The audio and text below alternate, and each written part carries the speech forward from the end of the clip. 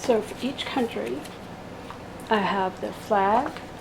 I collected some photos representative of the people or the culture there, and I made a map, and we have missionary cards of our missionaries that serve there, and so all of this will be arranged. It could be arranged on a bulletin board, but I'm actually going to do it on a window because our theme for the missions conference is before the window closes, because we know that time is running out and we are coming to the end. So this is my project, and with the window I have something special I'm going to do, which I will show you what the end product is going to look like. I divided my flag in half and I cut 2 strips, and I decided at what point that I wanted to have this point right here, so that's 4 inches.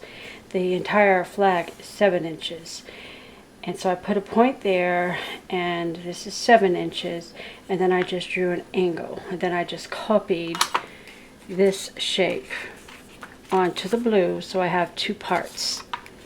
Okay, to make the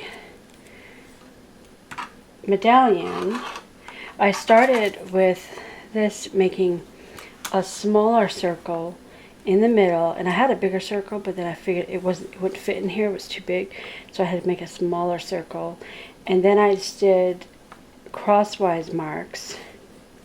Then I went around and put an angle on it. If you do scrapbooking, you probably already have most of the materials you need. You can also make these flags with construction paper, whatever you have available. I searched online to find images of the maps and the flags of each country that I wanted to represent. Here you see I divided the points into 3 small sections. It helps to have small pointed scissors to cut out the shapes.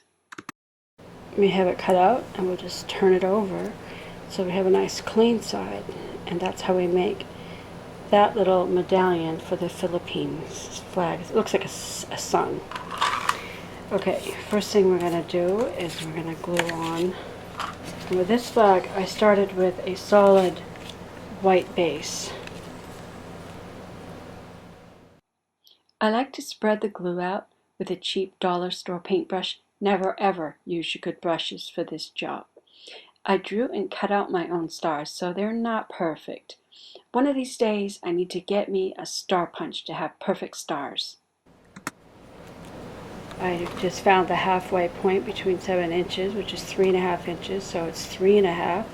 The halfway point between, that's 5 inches, so that's 2.5 inches. So I just cut 2 squares, rectangles.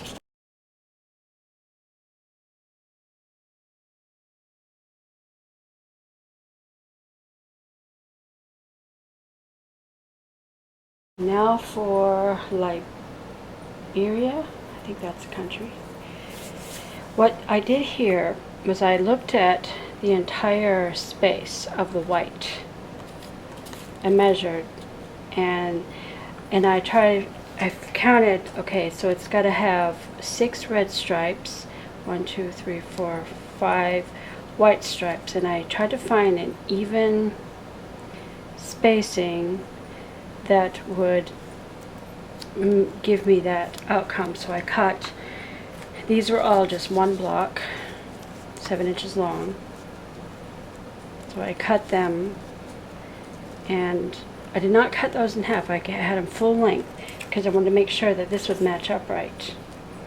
And this, I just cut a star in the center of it. But I knew that this stripe would have to sit right there, and I need to make sure that these are going to be evenly spaced as much as possible. The white might be slightly bigger. And then after I got the size of this down, then I went ahead and cut the red stripes. So I'm going to start by putting this on because I'm going to need to make sure that that touches the bottom of it. And it looks like I got that dirty, so I'm going to flip it over. So I use the clean side. And I wrote on this side, so I'm gonna, got a pencil mark on that side too. All right, let's just erase some pencil lines. But yeah, with scrapbooking materials, you can make just about any flag. And I did these fairly good size because they're going on like sort of like a bulletin board. And I'll show you a finished project when I get done. I think I'll put one of these red stripes on. I always put the glue on the side that's got the pencil marks because I want a nice clean flag. We'll put that right there. And then we just gotta evenly distribute. Now I know that there's one stripe that goes on the very bottom. I do need to make sure though, if I have to trim this flag, I can trim it. I do want to make it look even. Before I do that, because I could cut off that bottom edge if it looks like it's not going to work.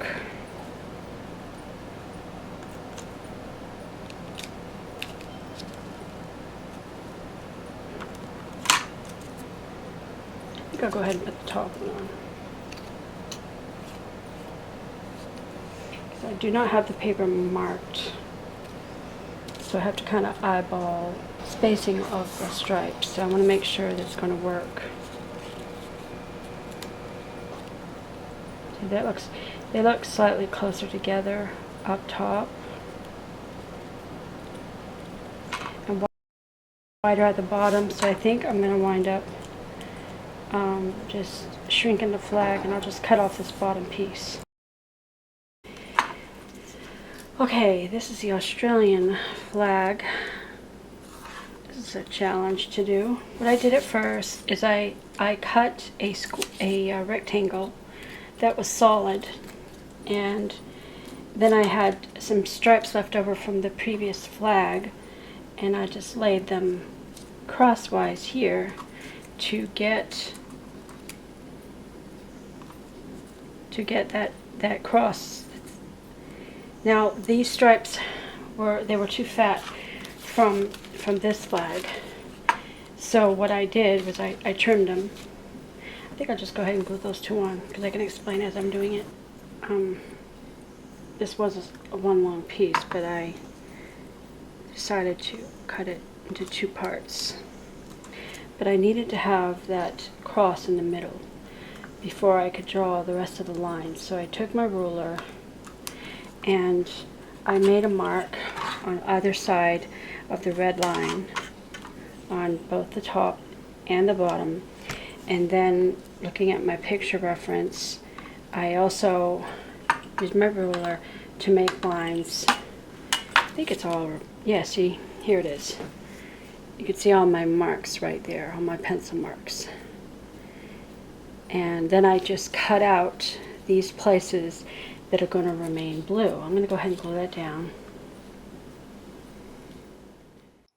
Because I flipped over the white square piece to hide the pencil lines, my skinny stripes didn't fit so well, so I had to modify them a bit. But I managed to make it work out anyways.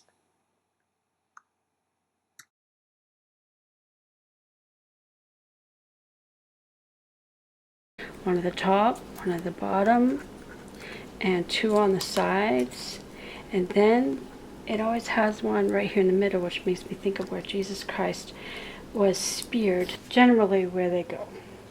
But I need to make some marks so that I can put them on there perfectly. So for right now, I'm just going to slide those off, and I want to find the direct center.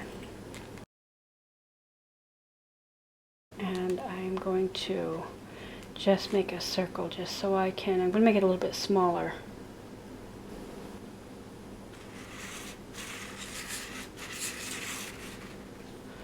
Okay, that'll help me to get these in the right places. Okay, now I just need to glue them. Paint the glue on, that way I can get it thin without making it too thick, and I can cover it. Perfect. Okay. Now I need to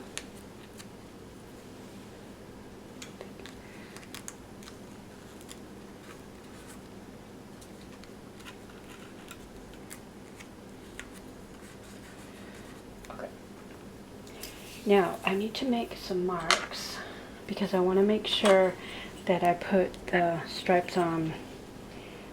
So I'm gonna make a mark about 6/8.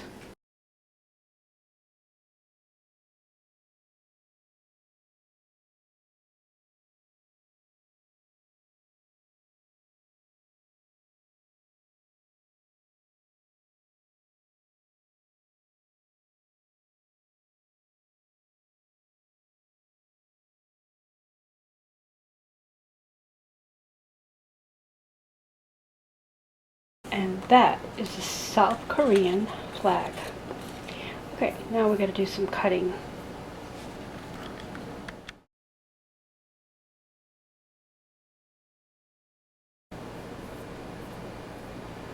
Okay, this star, I need to make one star just a little bit smaller than the rest. Okay, now we have to place them. Well, before we do that, I need to erase the pencil lines. Okay, and before we stick that on, we're going to glue this on.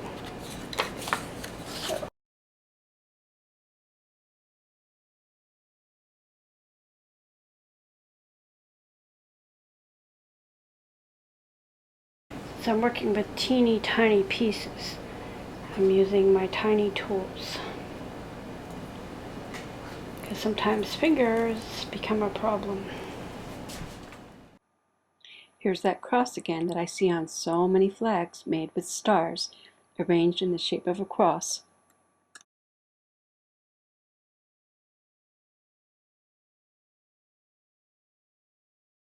With the stars, I put the glue on the pencil, the side where you can see pencil marks between these two. Okay, and that is the Papua New Guinea flag. The flag of China was the easiest flag to make. It's just stars.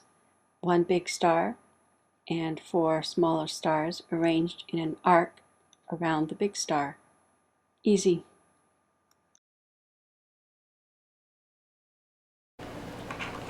And that's the China flag. Okay, now for the Scotland flag. I cut out a white and a blue, and then I used my ruler to make a line from the very corner to corner, and then I put a line on both sides. So I need to cut out this part. Observe that I just made a straight cut from the outside to the inside. It's not a good idea to turn corners while cutting. Now I put it on slight crooked, so it's okay. Let's just give it a trim. And there we have the Scotland flag. Okay, now for the Mexican flag. I have 3 strips, and I'm going to glue it onto a piece of paper here. Now, these are all the same size.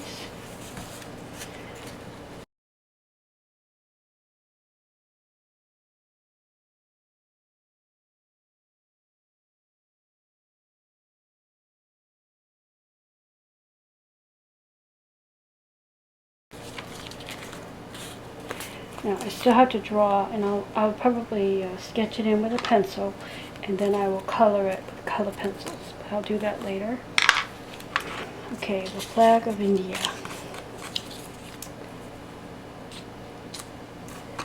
And I was short on pieces, so I'm probably going to make this one as a little bit smaller, because it's supposed to be equal spaces.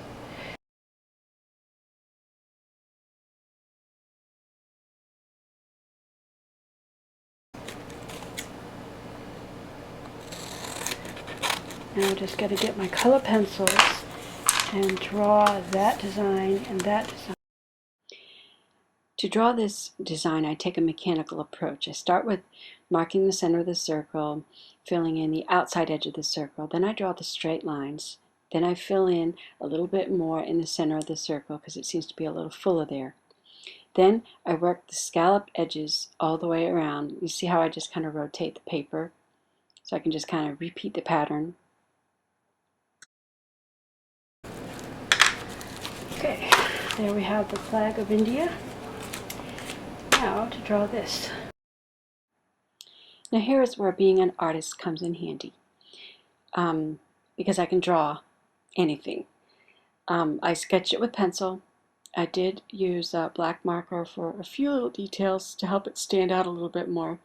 But then I used various color pencils to fill in the design until I felt like it was good enough.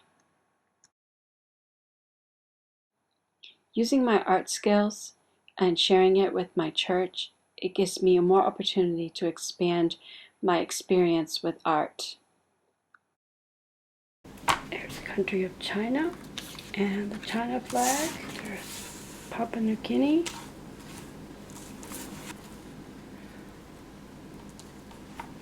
Mexico.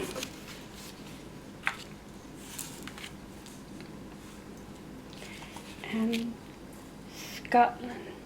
Notice the islands? They're connected by clear plastic tape so that they're attached. See? And South Korea. I glued everything onto the back of the glass with rubber cement on the face of each item. You can peel them off later. The glossy photos will not be harmed by the glue. Nothing is permanently affixed to the glass, so no damage is done to the windows. Or you can arrange the items on a small bulletin board, one for each country. I used chalk markers to write on the front of the glass, which can be washed off with Windex. I wrote the country name and the names of our missionaries. We displayed them in the church on easels or in the foyer on tables with other items that represented the country. One of our missionary board members commented that she had been to lots of missions meetings and seen a lot of displays, but never this idea using windows. She liked the idea. I hope this inspires you with new ideas for your missions conference.